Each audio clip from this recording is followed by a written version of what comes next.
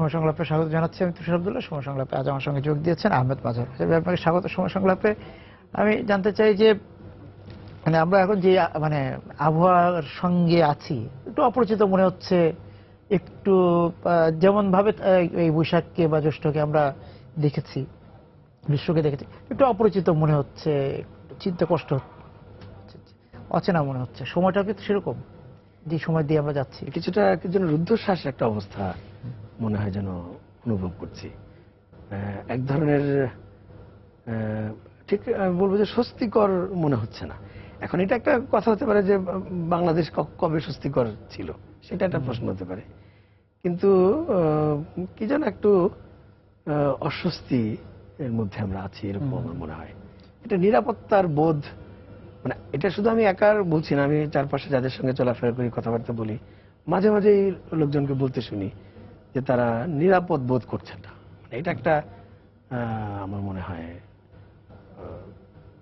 সব আছে, কিন্তু কি যেন একটুখানি অস্বস্তি আছে। এমনিতে বলা যায় যে হরতাল নাই, দোকানপাট খোলা, স্কুল কলেজ খোলা, বিশ্ববিদ্যালয় খোলা, এগুলো সব ঠিক আছে। এগুলো রাজপথে আন্দোলন নাই, রাজপথে কোনো আন্দোলন নাই, সেরকম বড় কোনো মানে অসন্তোষ দৃশ্যমান নয়। কিন্তু একটা এরকম অস্বস্তি আছে। এটা মানে আন্দোলনের জায়গাটা একটু থাকি, সেইখানে হচ্ছে আন্দোলন রাজপথে না, কিন্তু আন্দোলন আমি দেখছি ফেসবুকে প্রবল আন্দোলন। এটা হয় কি, মানুষের মনের যে রুদ্ধ ভাব, তার কোনো না কোনো প্রকাশ দরকার। আমি মনে করি একটা মানে ফেসবুকটা একটা এই ধরনের ভাব প্রকাশের একটা মাধ্যম, মঞ্চ তৈরি হচ্ছে। সেটা একদিক থেকে হয়তো এই যে দেশে যে একটা এক ধরনের স্বস্তি, যেটা আমি অস্বস্তি বলছি, আবার এক ধরনের যে শান্ত ভাব, তার জন্য হয়তো সেটা একটা ভূমিকা রাখছে, যে মানুষ এক মনের ক্ষোভ প্রকাশ করার একটা মাধ্যম জায়গা পেয়ে যাচ্ছে। আগে সেটা জায়গা পেত না বলে আন্দোলন ছাড়া কোনো উপায় ছিল না। হয়তো এখন মানে আন্দোলন ছাড়াই তারা তাদের ভাব প্রকাশ করতে পারছে, তাৎক্ষণিকভাবে তার ক্ষোভটা, তার অস্বস্তিটা প্রকাশ করে শব্দটা বলছিলেন। কেউ কেউ আবার একটু চিন্তাকে একটু সুগঠিতভাবে তুলে ধরার চেষ্টা করছেন, এবং যারা কিছুটা অগ্রসর তারা এর মধ্যে দিয়ে একটা জনমত তৈরি করার চেষ্টা করছেন, সেরকমও কিছু ব্যাপার আছে। আবার ফেসবুকের প্রতিবাদকে অনুসরণ করে আবার রাজপথে আসছে, সেটা তো মানে প্রতিবাদটা আসছে অনেকভাবে। যেমন আমরা রাজাকারদের বিচার ইস্যুর সময়ও আমরা দেখেছি যে ফেসবুক থেকে সেটা রাজপথে গেছে। এই যে সাম্প্রতিক যে শিক্ষককে অবমাননা করা হলো, সেটিও রাজপথে সামান্য যেটুকু তনুর ক্ষেত্রে দেখেছি। তারপরে রাজশাহী বিশ্ববিদ্যালয়ের যে অধ্যাপক রেজাউল করিম সিদ্দিকীর যে হত্যাকাণ্ড, সেটা নিয়েও রাজপথে আমরা দেখেছি, তনুরটা দেখেছি।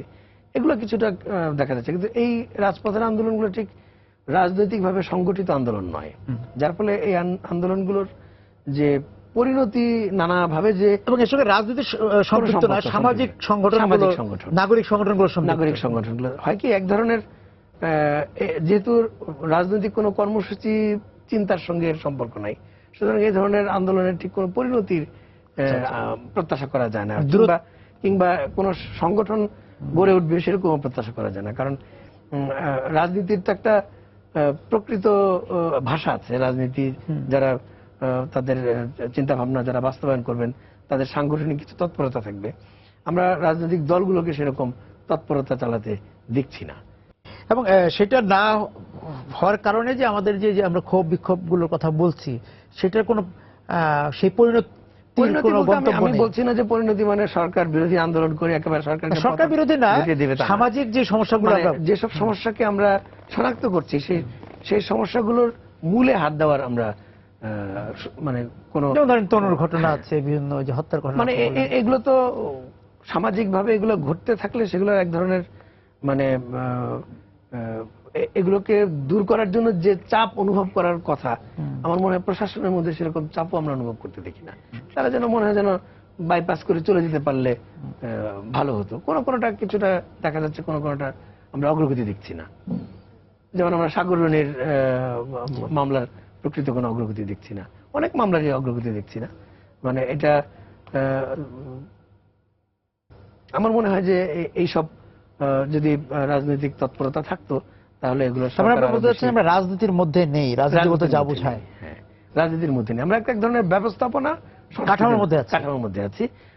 সরকার যেরকম ব্যবস্থাপনা করছেন, আমাদের রাজনৈতিক দলগুলো তাদের অস্তিত্ব এক ধরনের এই এর সঙ্গে সামঞ্জস্যপূর্ণভাবে তাদের এবং ব্যবস্থা অনেকটাই ক্যামেরা ট্রায়ালের মতো হয়ে গেছে, ক্যামেরার সামনেই তারা এবং একে অপরের কথা সংবাদ সম্মেলন ডাকলে 4-5 জন উপস্থিত থাকেন, সামনে 40-50 জন দর্শক উপস্থিত থাকেন, এটা সংবাদ মাধ্যমে প্রচারিত হয়ে গেল। তাতে মানে যেটা আগে প্রেস ক্লাবের সামনে মুক্তাঙ্গনে বা পল্টনে হতো সেটা এখন হচ্ছে না, এইভাবে হয়ে যাচ্ছে। তো এটা একটা জিনিস হতে পারে যে আমাদের রাজনীতির চরিত্রের রূপান্তর ঘটছে, এটা একটা বা আন্দোলন বা কর্মসূচি, হ্যাঁ সেগুলো যেমন উন্নত দেশগুলোতে এখন সেভাবে আন্দোলন হয় না, হ্যাঁ। ব্যবস্থাপনাই হয়, সেটা আমরা এভাবে ধরতে পারি যে আমাদের সেই দিকে উন্নতি হচ্ছে। কিন্তু সেই উন্নতি হতে হলে তার আবার ছাপ মানে জনমনে সেই স্বস্তিটা তো থাকার কথা, নিরাপত্তা বোধটা তো থাকার কথা। আমি কেন যেন মানে এই রূপান্তরের যে প্রক্রিয়া সেই প্রক্রিয়ার এখনো আমি বলবো যে আমাদের খুব প্রাথমিক স্তরে আছে, আমরা সেই জায়গায় এখনো পৌঁছতে পারিনি, হয়তো আমরা সামনে সেদিকে যাবো আর কি। রাজনীতি করার বা রাজনীতি যারা করছেন তাদের সার্বিকভাবে একটা রূপান্তর ঘটছে, আমার মনে হয় রূপান্তর করছে। আমি বলবো না যে রাজনীতি নেই, সে কথা আমি বলছি না। আমরা রাজনীতি বলতে যে রাজনীতির প্রক্রিয়াটাকে যেভাবে দেখে অভ্যস্ত, রাজনীতি মানে তো এইটা না যে আপনাকে ক্ষমতা থেকে সরিয়ে দেওয়াটাই একমাত্র রাজনীতির বিষয় না। রাজনীতি হচ্ছে যে যদি বহুদলীয় রাজনীতি থাকে তাহলে প্রতিটি দল তার যে রাজনৈতিক আদর্শ, তারা যেভাবে মনে করেন জনসাধারণের কল্যাণ হবে, তারা তাদের সেই বক্তব্য জনসাধারণের কাছে নিয়ে যাবেন। নিয়ে যাওয়ার জন্য তার দলের কর্মীরা জনসাধারণের আস্থাভাজন হওয়ার চেষ্টা করবেন। তারা যেসব আদর্শের কথা বলেন সেসব আদর্শকে জনসাধারণের সঙ্গে বাস্তবায়নের জন্য তারা তাদেরকে সঙ্গে নেবেন, এবং এর মধ্যে থেকে তারা যদি জনমত অর্জন করতে পারেন তাহলে তার প্রতিফলন নির্বাচনে ঘটবে। এটা হচ্ছে একটা রাজনীতির প্রক্রিয়া, সাধারণ প্রক্রিয়া। এখন আগে যেটা হতো সেটা হচ্ছে যে সেটা সভা সমিতির মধ্য দিয়ে, সাংগঠনিক নানান কর্মকাণ্ডের মধ্য দিয়ে, দলীয় কর্মীদের সম্মেলনের মধ্য দিয়ে নেতাদের বক্তব্যকে কর্মীদের মধ্যে প্রচার করা হতো, এবং কর্মীরা স্থানীয় যেসব সমস্যা, যেসব রাজনৈতিক দৃষ্টিভঙ্গির জায়গা, তাদের দলীয় অবস্থান থেকে যেসব কথাবার্তা বলার কথা, সেগুলো স্থানীয় জনসাধারণের সঙ্গে তারা ভাগ করে নিত। এখন প্রক্রিয়াটা হচ্ছে যে যেহেতু জনসাধারণের কাছে সরাসরি পৌঁছে যাচ্ছে, দলের প্রধান যদি কোনো কথা কোনো গণমাধ্যমে বলেন তাহলে সেটি একেবারে অঞ্চলে চলে যাচ্ছে সহজে। সুতরাং এটা একটা রূপান্তর। আমি এটাকে আমি নেতিবাচক চোখে দেখছি না, এবং তার জন্য খুব নড়াচড়া যে এখন দেখা যাচ্ছে না, সেটা নড়াচড়া না দেখা যাওয়াটাও আমি খুব ঘটনা মনে করছি না। কিন্তু যেসব সমস্যাকে আমরা দেখছি, সেসব সমস্যাকে লক্ষ্য করে যে তৎপরতা চালানোর কথা, উদ্যোগী হওয়ার কথা, সেই উদ্যোগে যেন আপনি বলছেন যে মানে রাজনীতিবিদদের স্পর্শকাতরতা আপনি দেখছি না। তারা মানে তাদের দুইটা পরিচয়, অধিকাংশ ক্ষেত্রে দেখা যাচ্ছে তাদের একটা ব্যবসায়ী পরিচয়, একটা রাজনৈতিক পরিচয়। হয়তো আমরা রাজনৈতিক পরিচয়টা সামনে দেখছি, কিন্তু সামান্য একটু উন্মোচন করতে গেলে আমরা দেখতে পাচ্ছি মূলত তিনি ব্যবসায়ী হিসেবে তার রাজনীতিকের যে ক্ষমতা, সেটিকে তার ব্যবসা বাস্তবায়ন করার, ব্যবসাকে ঝঞ্ঝা থেকে বাঁচানোর জন্য একটা মোড়ক পড়ে নিয়েছে। ব্যবসার যে মূল লক্ষ্য, যে ধরা যাক আমি একটা পণ্য মানে কারো কাছে উপস্থাপন করবো, বিনিময়ে আমি অর্থ নেব, যে যে যে মাধ্যমে, কোনোটা হয়তো সরাসরি পণ্য, কোনোটা সেবা, কোনোটা নানান এরকম, সেগুলোর ক্ষেত্রেও মনে হয় যে আমরা ব্যবসায়ীদেরকে দেখছি তাদের ক্ষমতা বলয়ের সঙ্গে তাদের যে অবস্থান, সেটাকে ব্যবস্থাপনা করার দিকেই তাদের দৃষ্টি বেশি। ওই যোগসূত্রটা এমনকি তারা যেসব পদক্ষেপ গ্রহণ করেন, রাজনৈতিক যেসব সিদ্ধান্ত গ্রহণ করেন বা যেসব সুপারিশ তারা প্রণয়ন করেন কিংবা যেগুলো বাস্তবায়ন করতে চান, তার মধ্যেও তারা কি দিয়ে তারা ব্যবসা করতে পারবেন সেই দিকে তারা দৃষ্টি দেন বেশি। এবং রাজনীতিবিদদের বা রাজনীতিকে যারা পর্যবেক্ষণ করবেন, করে সেটাকে ওইভাবে দিক নির্দেশনা না দেখ, কিন্তু নিজের যে একটা দায়িত্ব আছে যে রাজনীতি এখন কোন দিকে যাচ্ছে, কিভাবে যাচ্ছে, এবং সেখানে জনগণকে সতর্ক করা যে রাজনীতি এই মুখী বা এভাবে যাচ্ছে, জনগণের সতর্ক হওয়া দরকার। সেই কাজটাকে আমাদের যারা বুদ্ধিভিত্তিক শ্রেণীর যারা আছেন তারা কতটা করছে? এটাও আপনি খুব সুন্দর একটা প্রশ্ন করেছেন। আমার মনে হয় এটাও একটা বড় সংকট আমাদের। আমরা শুধু রাজনীতিবিদদের দোষ দিলে হবে না, যেমন আমাদের বুদ্ধিবৃত্তির জগতে যারা আছেন তারাও কিন্তু তাদের মনটা মুক্ত নয়। তারা কোনো না কোনো কায়েমি স্বার্থবাদীদের পক্ষে অবস্থান নিয়ে তারা কথা বলেন। যখন তারা কথা বলেন তখন তাদের কথা জনসাধারণ আর বিশ্বাস করে না। এই জনসাধারণ যখন বিশ্বাস করে না, তখন মানে রাজনীতিবিদদের আগে দেখা যেত যে বুদ্ধিবৃত্তির জগতের মানুষেরা যে কথা বলেন, রাজনীতির যারা বিভিন্ন আদর্শ যারা নির্ধারণ করবে তারা তাদের সেটা অনুসরণ করেন। তারা গ্রহণ করছে গ্রহণ যে করছেন। এই ব্যক্তিটা গ্রহণ করছে, এই ব্যক্তিটা অমুকে গ্রহণ করছে বা করছে না। আদর্শটি নিচ্ছে, কিন্তু দর্শনটি যিনি নিচ্ছে। বলছেন তিনি কিন্তু তার বিবেচনা থেকে বলছেন। তারা যাক যিনি বুদ্ধিবৃত্তির মানুষ, তিনি তার অধীত জ্ঞান, তার পর্যবেক্ষণ থেকে তিনি একটা সত্য বলবেন, তার অনুভূত সত্য। জি। সেই সত্য কোন রাজনৈতিক দলের বিপক্ষে যেতে পারে, কোন দলের পক্ষে এবং যেতে যে পারে, নেবার সে নেবে। যে নেবার সে নেবে। কিন্তু যদি বুদ্ধিবৃত্তির মানুষটি যদি কথা বলার সময় চিন্তা করেন যে কোন দল আমারটা গ্রহণ করবে এবং ক্ষমতাসীন যারা তারা গ্রহণ করবে কিনা সেটা বিবেচনা করে যদি তিনি কথা বলতে যান, তাহলে তার যে বিবেচনা শক্তি, তার যে বিচার বোধ, সেটি কোনো কাজে আসবে না। এটাও আমি মনে করি আমাদের এই যে রুদ্ধশ্বাস যে অবস্থা, তুষ্ট এবং অসন্তুষ্টর যে সংস্কৃতিটা তৈরি হয়েছে, এখন যে পরিস্থিতি তৈরি হয়েছে, তার পিছনে এটিও একটা কারণ। এবং একটা মনে হয় যেন সত্য বললে যদি সুযোগ কমে যায়, অথবা ভবিষ্যতে যদি সুযোগের প্রত্যাশা যায়, কেউ কেউ হয়তো সুযোগ হয়তো এখনো পাননি, সুযোগের সঙ্গে যাননি, তারা হয়তো আশা করছেন ভবিষ্যতে আগামীতে যদি সুযোগ নিতে যান তখন তো সুযোগ পাবেন না, সেজন্য আগে থেকেই পটভূমি তৈরি করে রাখা। এরকম একটি পরিস্থিতি আমাদের বুদ্ধিবৃত্তির জগতের মানুষদের মধ্যেও আছে। যেরকম কলামিস্ট যিনি হবেন, তিনি তো এক ধরনের দক্ষতার সঙ্গে পত্রিকার যে দৃষ্টিভঙ্গি, তার আলোকে তিনি কথা বলার কথা। কিন্তু দেখা যাচ্ছে যে সেই সাংবাদিককে এখন আর লিখতে হচ্ছে না। একজন বিশিষ্ট ব্যক্তি যিনি নানা ক্ষেত্রে তার ভূমিকা এবং যোগ্যতা আছে, তিনি লিখছেন এবং তিনি তার যে প্রকৃত বক্তব্য সেটিও তিনি দিতে পারছেন না। কারণ সংবাদপত্রের পাতার যে একটা লঘুপাচ্যতা, একটা সহজ বোধ্য জায়গায় নিতে হবে, তার জন্য তিনি যেহেতু পেশাদার সাংবাদিক নন, সুতরাং তার লেখার মধ্যে সেই পেশাদারিত্ব থাকে না সাংবাদিক সুলভ। আবার তিনি যে বিষয়ে বিশেষজ্ঞ সে বিষয়ে তার যে যোগ্যতা, তার সেটাও থাকছে না। এবং তারও তো মানে প্রাপ্তিযোগের বিষয় আছে, প্রাপ্তিযোগের বিষয় আছে। এবং তিনিও সংবাদপত্র থেকে কি পাবেন না পাবেন, তার সংবাদপত্র থেকে বা এই লেখার বিনিময়ে রাষ্ট্র বা সরকার বা বেসরকারের কাছ থেকে সংবাদপত্রগুলো যে তাদের মানে নীতিগত জায়গা থেকে কথা বলবেন, তার থেকে তারা সরকারের কোন বিষয়কে সমর্থন করবেন অথবা করবেন না, সে আলোকে বুদ্ধিবৃত্তির জগতের মানুষের কাছ থেকে লেখা নেওয়ার একটা চেষ্টা চলে। যার ফলে আমার মনে হয় যে আমাদের বুদ্ধিবৃত্তির জগৎ এবং রাজনীতির জগৎ, এই দুই জগৎ গণবিচ্ছিন্ন হয়ে গেছে এবং যে পর্যবেক্ষণ তাদের কাছ থেকে পাওয়ার কথা সে পর্যবেক্ষণ আমরা পাচ্ছি না। আমাদের মেধাবী মানুষের অভাব নেই, তার বড় প্রমাণ হচ্ছে যে আমাদের দেশের প্রচুর মেধাবী মানুষ পৃথিবীর বিভিন্ন জায়গায় ছড়িয়ে আছে এবং তারা সেখানে পেশাদারিত্বের পরিচয় দিচ্ছেন। কিন্তু আমরা যখন সেই মানুষকেই বাংলাদেশে এসে কাজ করতে দেখি, তখন তার সেই পেশাদারিত্ব আমি দেখি না। আমি তো পেশাদারিত্ব তৈরি হচ্ছে না কেন? না, আমাদের যত প্রতিষ্ঠান গড়ে উঠেছে গত 20-25 বছরে, আমি বলবো যে আমাদের যে আর্থিক মানে অর্থনৈতিক যে একটা সমৃদ্ধির চিহ্ন দেখা যাচ্ছে, তার জন্য বলবো যে আমাদের অনেক নামে অনেক প্রতিষ্ঠান হয়েছে, অনেক নতুন নতুন উদ্যোগ হয়েছে, এগুলো সবই হয়েছে। কিন্তু মূল্যায়নের ক্ষেত্রে বা এইসব প্রতিষ্ঠানের অগ্রগতির ক্ষেত্রে পেশাদারিত্বের মাধ্যমে অর্জিত ফলের চেয়ে প্রভাব প্রতিপত্তির দ্বারা অর্জিত ফলই বেশি হচ্ছে। যার ফলে যিনি পেশাদারিত্ব দেখাবেন তিনি তো সমাদর পাবেন না। তিনি যখন সমাদর পাবেন না, তিনি তখন পেশাদারিত্বের অনুশীলন করবেন না।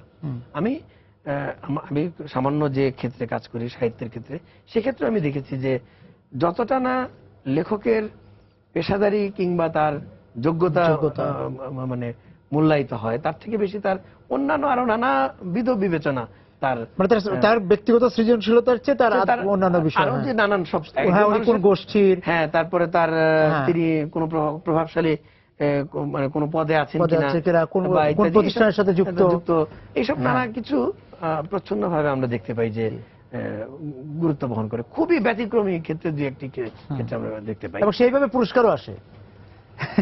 পুরস্কারের জন্য বিবেচনা করার সময় যে শর্ট লিস্টটি তৈরি করা হয়, একটা ধরেন একটা প্রতিযোগিতার জন্য বিপুল পরিমাণের বই এখন বেরোচ্ছে, জমা পড়ে, যে শর্ট লিস্ট তৈরি হয় সেটি তো যে ব্যবস্থাপনা কর্তৃপক্ষ যারা, তাদের প্রয়োজন মতো তারা কিছু চিন্তা করেন যে কার নাম পেটেন্ট হয়ে আছে, তাদের নামগুলোকে আগে দেখা হয়। তারপরে নতুন যারা থাকবে তাদেরকে, যেহেতু চেনার কোনো উপায় নেই আমাদের সমাজে, ব্যবস্থাপনার মধ্যে যে যে পদ্ধতিতে তারা পদ্ধতিগত যে ত্রুটি রয়েছে, সেই কারণে তাদেরকে চেনাও যাচ্ছে না। যেমন 70-এর দশক পর্যন্ত বা 60-এর দশক পর্যন্ত একটা লেখক, নতুন লেখকও যখন লিখতেন তখন তার যে চিহ্ন পাওয়া যেত আর কি। এখন ঠিক কে যে কোথায় লিখছে, প্রত্যেকেই নাম, কিভাবে লিখছে, হ্যাঁ। প্রত্যেকেই নাম, কিন্তু কোন নামটি কি মানে তার কি সুবাস সমাজে ছড়াচ্ছে তা ঠিক বুঝে ওঠা যায় না। নিজস্বতা নেই। যেমন আমাদের আইন শৃঙ্খলা বাহিনীর হাতে অনেক সক্ষমতা তৈরি হয়েছে, তাদের অনেক অত্যাধুনিক উপকরণ এসেছে, তারা দ্রুত কোনো একটা ঘটনা ঘটাতে চাইলে মানে কোনো একটা তল্লাশি চালাতে চাইলে তাদের সেই দক্ষতা তাদের অর্জিত হয়েছে। কিন্তু তারা যা অর্জন করছেন, তাদের যে সিদ্ধান্ত, তাদের যে চলমানতা, তার উপরে জনসাধারণের আস্থা কতটা আছে সেটা একটা প্রশ্নের বিষয়। এই যে প্রশ্নগুলি, এগুলো সর্বক্ষেত্রে আমি দেখছি যে এই সমস্যাগুলো আছে। যদি আমাদের রাজনৈতিক তৎপরতা থাকতো, তাহলে এক আদর্শ আরেক আদর্শের সঙ্গে রাজনৈতিকভাবে তারা আদর্শিক লড়াই করতো। আদর্শিক লড়াই করে প্রত্যেকে যার যার জায়গায় তারা সৎ থাকার অন্তত কিছু ক্ষেত্রে তারা চেষ্টা করতেন। এখন তার থেকে তাদের গণমাধ্যমে তাদের অবস্থান ইত্যাদি নানান যেসব আমরা রূপান্তরের যেসব উপকরণ দেখি, সেগুলোর উপরে তারা নির্ভর করছেন বেশি, যার ফলে এই পেশাদারিত্বকেও আমি বলবো যে যথেষ্ট। এবং সেটা যদি শুধু সরকারি ক্ষেত্রে হচ্ছে তা না, আমাদের যে আপনি যেটা শুরুতে বলছিলেন বেসরকারি খাত তৈরি হয়েছে এবং সেটা বিকাশিত, মানে মানে বেসরকারি খাতে তুলনামূলকভাবে হয়তো কম, কারণ অনেক জায়গায় আছে যে যোগ্যতা ছাড়া ওইখানে যেতে পারবে না, কারণ তাকে তো মুনাফা আনতে হবে। বাইরে নয়, সেই যোগ্যতাটাও কিন্তু পেশাদারি যোগ্যতা নয়, তার ব্যক্তিগত যোগাযোগের প্রভাবের যে সামর্থ্য। তারপর আমরা দেখেছি অনেক প্রতিষ্ঠানের এমন এমন গুরুত্বপূর্ণ জায়গায় এমন এমন গুরুত্বপূর্ণ ব্যক্তিকে, মানে এমন এমন ব্যক্তিকে গুরুত্ব দেওয়া হয়, হয়তো তার পদবি পদ সেরকম কোনো গুরুত্বপূর্ণ ব্যাপার নয়, তার অন্যান্য যে যোগ্যতা সেটি জনসংযোগ সেটি ক্ষমতা সংযোগ সেটিকে আলাদা বিবেচনা করা হয়, যার ফলে পেশাদারিত্ব ঠিক এখানে খুব মূল্যায়ন পাচ্ছে না। এবং পেশাদারিত্বের মূল্যায়ন না হলে তো আপনি একটি এই যে আমরা যে কাঠামোর কথা বলছি, রাজনৈতিক কাঠামো বলি বা রাষ্ট্রীয় কাঠামো বলি, সেটা তো একটা সংহত কাঠামো তৈরি হবে। এখানে পেশাদারিত্বের কথা বলতে গেলে আমার প্রথমেই ধরতে হবে আমার প্রাথমিক এবং মাধ্যমিক শিক্ষা। যেমন আমাদের প্রাথমিক এবং মাধ্যমিক শিক্ষায় প্রচুর মানে ফল ভালো হচ্ছে, কিন্তু সত্যি কথা বলতে আমি নিজে যে ধরনের কাজে আমি নিয়োজিত আছি, সে ধরনের কাজে আমি দেখেছি যে উচ্চ মাধ্যমিক পর্যায় পর্যন্ত মোটামুটি মানের লেখাপড়া থাকলে আমি তাদের কাছ থেকে কাজ পেতাম। এখন এমএ পাশ করে যারা আসছে তাদের কাছ থেকে আমরা সেই কাজটি পাচ্ছেন না। অর্থাৎ দেখা যাচ্ছে যে পড়াশোনার মানের মধ্যেও সেই গলদ রয়েছে। তারা ডিগ্রি পাচ্ছেন, পরীক্ষায় যতটুকু লিখে ভালো নাম্বার পাওয়া দরকার তা হয়তো তারা পাচ্ছেন, কিন্তু সার্বিকভাবে একটা মানুষের মানবিক যে গুণাবলী দরকার, যেসব গুণাবলীর মধ্য দিয়ে একজন মানুষ কার্যকর মানুষ হিসেবে গড়ে উঠবেন, সেই জায়গাগুলোতে বড় রকমের ঘাটতি, এবং সেই মানুষদেরকে আমরা কিন্তু মানে কম দেখতে পাচ্ছি অনেক, অথবা যাদেরকে দেখতে পাচ্ছি তাদেরকে আমরা সৃজনশীল পদ্ধতির কথা বলেছি, কিন্তু সৃজনশীল শিক্ষার্থী তৈরি করতে পারিনি। সৃজনশীল পদ্ধতিটি প্রয়োগ করার জন্য যে সততার দরকার, আমি মনে করি আমাদের ব্যবস্থাপনার মধ্যে সেই সততারও ঘাটতি আছে, যে কারণে যে এত দ্রুত বারবার যে নানা কিছু পদ্ধতি বদল সেটির সঙ্গে ঠিক মতন তৈরি না হওয়া ইত্যাদি নানা সংকটের কারণে, যেমন যে প্রাথমিক ও গণশিক্ষা প্রাথমিক আর মানে অষ্টম শ্রেণী পর্যন্ত যেমন সবচেয়ে মারাত্মক ক্ষতিকর ব্যাপার হচ্ছে পঞ্চম শ্রেণীতে পরীক্ষা, অষ্টম শ্রেণীতে পরীক্ষা এবং মাধ্যমিক পরীক্ষা। কোনো দরকার ছিল না আমাদের। মাধ্যমিক পরীক্ষা যদি না দিতে চাই আমরা অষ্টম শ্রেণীর পরীক্ষা হলে আমাদের চলতো, প্রাথমিক পরীক্ষার কোনো দরকার ছিল না। আর পরীক্ষা পাশের যে ভীতি, পরীক্ষা পাশের যে সংস্কৃতি, সেটা কোচিং এর দিকে উৎসাহিত করবে। এবং এখনো তো মাঝে মাঝে আমি শুনি, আপনি হয়তো শুনেন যে প্রতি মাসেই যে সিটি পরীক্ষা নামে একটা পরীক্ষা, এই পরীক্ষার মধ্যে আছে। এইসব পরীক্ষা তো কোনো দরকার নেই। হ্যাঁ, কিন্তু এই পরীক্ষা তো আমরা দেই নাই নাকি? না, আমরা তো দেই নেই, আমাদের দরকার এই পরীক্ষাটা তাহলে তার দরকারটা কেন? বললাম যে এত পরীক্ষার কেন, এবং এত পরীক্ষা দেওয়ার পরেও তো আপনি যেগুলি যা চান একজন শিক্ষার্থীর কাছ থেকে, একজন স্নাতকোত্তর পরীক্ষা উত্তীর্ণ হওয়ার পর সেটা পাচ্ছেন না। একটা হয় কি যে আমাদের প্রাথমিক বা মাধ্যমিক বা উচ্চ মাধ্যমিক তারপর পর্যন্ত যে উচ্চ শিক্ষা যেগুলো আছে, এই শিক্ষাগুলোর একদম উচ্চ শিক্ষা আমি ধরতে চাচ্ছি না। আপনি উচ্চ মাধ্যমিক ধরতে চাচ্ছেন? আমি মনে করি একটা দেশ চালানোর জন্য স্নাতক মানে স্নাতক পর্যায় পর্যন্ত যথেষ্ট, এমনকি স্নাতকও দরকার নেই, উচ্চ মাধ্যমিক পর্যন্ত যথেষ্ট। এরপর ট্রেনিং। যেমন আমি জানি যে বাংলাদেশ সরকারের একটি প্রতিষ্ঠান আছে BIM, সেখানে ট্রেনিং হয়। তো যারা আসেন ট্রেনিং নিতে, তারা কিন্তু ট্রেনিং নেওয়ার উদ্দেশ্যে আসেন না। দেখা যায় যে আমি কোনো একটা কারণে ওখানে যারা ট্রেনিং করতে যান তাদের দু একজনের সঙ্গে কথা বলে আমি দেখেছি যে অধিকাংশই আসে এই ট্রেনিংটা করেছেন এই সার্টিফিকেটটা নিতে। আচ্ছা, কারণ সার্টিফিকেটটা নিলে তার চাকরিতে প্রমোশন হবে, তিনি ট্রেনিং নিলেন কিনা সেটা দেখার বিষয় না। আমাদের ঠিক শিক্ষা ব্যবস্থার মধ্যে কোচিং করার উদ্দেশ্যটা হচ্ছে পরীক্ষায় ভালো করা যায় কিনা, ডিগ্রিটা যদি থাকে তাহলে তার কদর হবে। যখন আমরা এই কথা বলবো তখন কিন্তু আমরা ওই মানুষটাকে আর খুঁজবো না যে মানুষটা কাজে যোগ্য হবে। আমরা ডিগ্রিতে ভালো আছে মানে যোগ্য মনে করছি, কিন্তু সে কাজে বাস্তবে যোগ্য হলো কিনা সেটা আমরা দেখছি না। যেমন আমাদের শিক্ষা ব্যবস্থার দুর্বলতা থাকা সত্ত্বেও আমরা প্রকৃতি থেকে আমাদের শৈশব কৈশোরে আমরা প্রকৃতির সঙ্গে নানাভাবে যুক্ত ছিলাম, প্রকৃতির একটা শিক্ষা আমরা পেতাম। সেক্ষেত্রে আমরা অনেক কিছু শিখেছি। এখন আমাদের অপরিকল্পিত নগরায়নের কারণে প্রকৃতি থেকে আমরা একেবারে বিচ্ছিন্ন হয়ে গেছি, প্রকৃতি থেকে আমাদের শিশু কিশোররা একেবারে বিচ্ছিন্ন হয়ে যাচ্ছে, যার ফলে প্রকৃতির মধ্যে থেকে যে মানবিক শিক্ষাটা পাবে, প্রকৃতির মধ্যে যে মানবিকতার অনুশীলন তাদের দেখার কথা, সেই তাদের জীবনের সেই অনুশীলনটা তারা পাচ্ছে না। শিক্ষা প্রতিষ্ঠান সেই দিকে তাদেরকে ব্যাপৃত করছে না। মানে স্কুলগুলোতে কোচিং, তারপর মানে প্রতিনিয়ত পরীক্ষা, ক্লাস টেস্ট ইত্যাদি করতে করতে একটা লেখাপড়াটা একটা যান্ত্রিক ভীতিকর একটা কর্মসূচিতে পরিণত হয়েছে, এবং কোন রকমের পরীক্ষার বৈতরণী পার হওয়ার জন্য তারা পরীক্ষা আতঙ্ক নিয়ে তারা চলে, এবং পরীক্ষা পাশ করে তারা মনে করে তারা যোগ্য হয়ে গেছে, কিন্তু কর্মক্ষেত্রে গিয়ে তাদের সেই আস্থা কিন্তু তাদেরকে সে কথা বলা হয় যে পরীক্ষায় যদি তুমি জিপিএ 5 পাও তাহলে তুমি এই ধারণাটা তাদেরকে দিয়েছি আমরা, মানে সেই ধারণা আমরা দিয়েছি।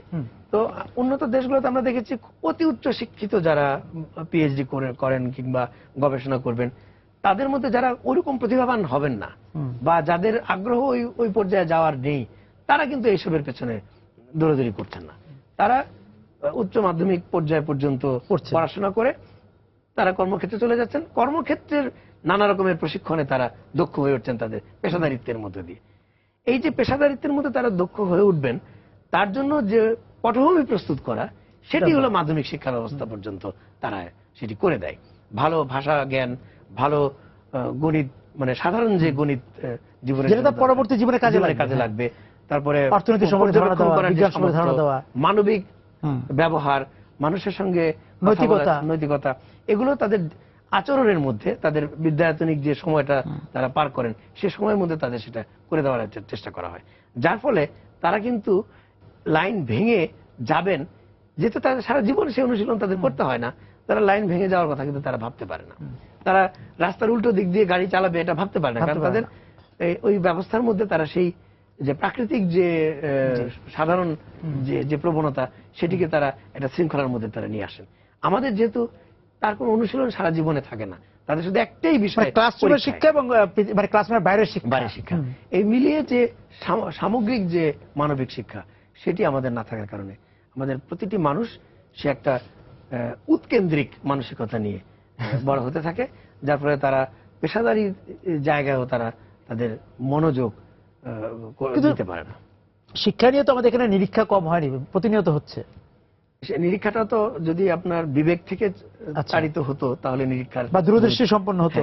আমাদের নিরীক্ষাগুলো তো হয় নানা রকমের মডেল বিভিন্ন জায়গা থেকে অনুসরণ করার জন্য বাস্তবায়ন করার চেষ্টা, যার ফলে এর যে অন্যান্য সাংস্কৃতিক পটভূমি সেগুলোকে তো বিবেচনা করা হয় না। তারা হয়তো যেসব বাইরের থেকে যেসব রীতি তারা চালু করতে চান, তার যে পটভূমি থেকে তারা চালু করেন সেটা তো আমাদের নিরীক্ষার সঙ্গে দেখা হয়নি। এবং সেগুলো একটা নতুন কর্মসূচি নেওয়ার আগে যে পটভূমি দেখতে হয়, সেই দেখা না দেখেই তো আমরা বাস্তবায়ন করতে দেখি। সুতরাং তাদের সমস্ত ধ্যান জ্ঞান ফলটা ভালো করিয়ে দেওয়ার দিকে, তারা মানুষ কতটা হলো তার দিকে তো তাদের যে সাংস্কৃতিক যে অভিপ্রায়, সেই অভিপ্রায়টা তো তৈরি হয় না। এই সাংস্কৃতিক অভিপ্রায় তৈরি হওয়ার জন্য আমি মনে করি যে আমাদের ভালো একটা আকাঙ্ক্ষা তৈরি করতে হবে। এটি হচ্ছে আমাদের রাজনীতিবিদদের কাজ হওয়া উচিত ছিল। আমাদের বুদ্ধিবৃত্তির সঙ্গে যারা যুক্ত তাদের কথা জাতিকে একটা আকাঙ্ক্ষার স্বপ্নের দিকে নিয়ে যাওয়া, দেখানো যে তার গন্তব্য ঠিক করে দেওয়া, এই গন্তব্যে সে পৌঁছবে। আমরা যদি বঙ্গবন্ধু শেখ মুজিবুর রহমানের জীবনটার দিকে দেখি, তাহলে আপনি দেখেন যে তিনি কিশোর বয়সে বুঝে গিয়েছিলেন যে তিনি গতানুগতিক অর্থে ভালো ছাত্র হতে চান না।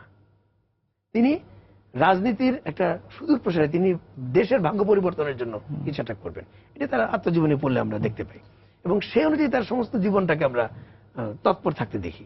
এখন তিনি যদি ভালো ফল করতে চাইতেন, অধ্যক্ষ সাইদুর রহমান যদি তাকে ক্লাসে বাধ্য করতেন থাকার জন্য শুধুমাত্র, যদি তার অন্যান্য যে সামর্থ্য আছে সেটিকে যদি মূল্যায়ন করতে না পারতেন, তাহলে তো তিনি এটি করতে পারতেন না। তার শিক্ষাও দরকার ছিল, কিন্তু তার থেকে বড় দরকার ছিল তার জীবনের এবং সেক্ষেত্রে ওরকম শিক্ষকের দরকার ছিল। অধ্যক্ষ সাইদুর রহমানের কথা সেরকম শিক্ষক ছিলেন, তিনি বুঝতে পেরেছিলেন যে এই মানুষটি এরকম। তারপরে তিনি যখন রাজনীতি করতে থাকলেন, জেলে গেলেন, তখন তাকে জিজ্ঞাসা করা হলো যে আপনি কেন রাজনীতি করেন? বলে আমি ক্ষমতায় যেতে চাই। কেন ক্ষমতায় যেতে চান? আমি দেশের সেই জায়গা থেকে মাঝে মাঝে আমাদের এখন সংকটের জায়গায় আমরা বলছিলাম, অস্বস্তির জায়গায় বলছিলাম, আপনি অনেকগুলি কথাই বলেছেন, সবকিছুই তৈরি হয়েছে আমাদের ভালো কিছুর আকাঙ্ক্ষা আমাদের ভিতর জমাট পাচ্ছে না। ভালো বলতে আমরা যা বুঝি তার আকাঙ্ক্ষা আমাদের জমাট পাচ্ছে না। আপনাকে অনেক ধন্যবাদ আজকে আমাদের সঙ্গে যোগ দেওয়ার জন্য। দর্শক যারা ছিলেন সময় সংলাপের সঙ্গে আলোচনা, আপনাদেরকে ধন্যবাদ জানিয়ে শেষ করছি আজকে সময় সংলাপ। দেখা হবে আগামী দিন। সবাই সুন্দর থাকুন, নিরাপদে থাকুন।